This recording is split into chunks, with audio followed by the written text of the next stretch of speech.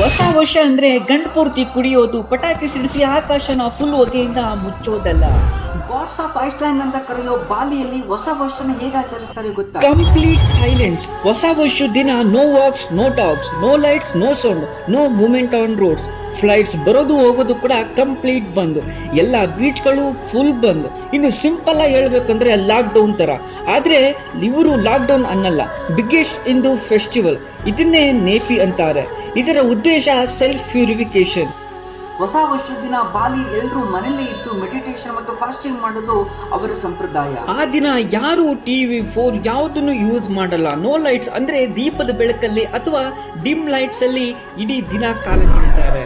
ಈ ರೀತಿ ಮಾಡೋದ್ರಿಂದ ಒಂದೇ ದಿನಕ್ಕೆ 20,000 of ton carbon dioxide emission ಕಡಿಮೆ ಆಗುತ್ತಂತೆ.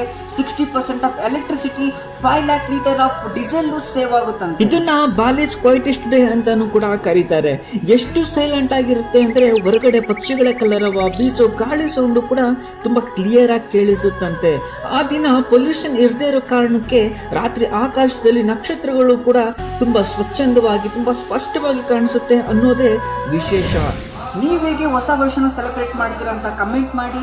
ಈ ವಿಡಿಯೋ ಇಷ್ಟ ಆದರೆ ನಿಮ್ಮ ಫ್ರೆಂಡ್ಸ್ ಅಂಡ್ ಫ್ಯಾಮಿಲಿಗೆ ಶೇರ್ ಮಾಡಿ. ಇನ್ಫಾರ್ಮೇಶನ್ ವರ್ತಿ ಅನಿಸಿದ್ರೆ ಒಂದೇ ಒಂದು ಲೈಕ್ ಮಾಡಿ.